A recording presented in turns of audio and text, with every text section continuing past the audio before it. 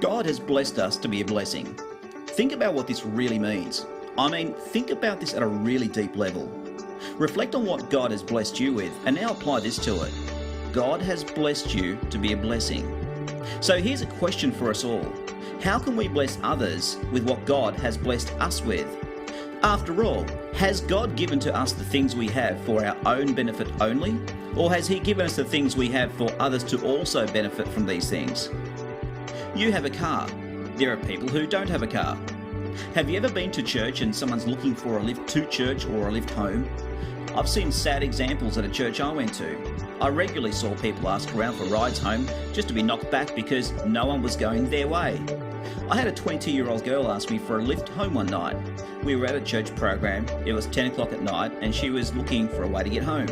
She couldn't get a ride, so she would walk home every week. She told me how it was tough at church because as an overseas Bible student living in Australia, she has no family, very few resources, and even very few people who would actually help in any real way. We are blessed to be a blessing. I don't believe that we are to be a blessing only if it's convenient. After all, did Jesus come to earth and die on the cross because it was convenient? Did Jesus say to the Father, "Hey Father, I'm heading down past the Milky Way, I could pop into earth on my way"? No, this wasn't a convenience thing.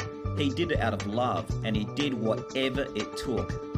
If someone asks for a ride home, does it really matter if it's 15 minutes out of our way?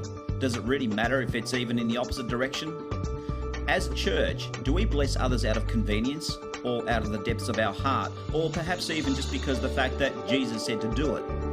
If someone needs to move house, do we not help because we hate the work of moving, because it's a hard job? Or should we perhaps do it because Jesus said to treat others as we'd like to be treated? Does the Bible tell us to be a blessing if it's convenient, or does it say to bless others full stop? Consider what Jesus said. When we feed the hungry, we feed Him. When we clothe others, we clothe Him. I wonder if we really fully understand this. If Jesus Himself stood in front of you right now, what would you do for Him? To what extent would you go for Him? Well, the same extent that you would go for Jesus Himself if He was standing right in front of you right now, that's the same extent we should be going for others in blessing others. We should look at it this way. Whenever you bless someone, picture that it's Jesus Himself you are blessing. Now, how will your life of blessing look like now?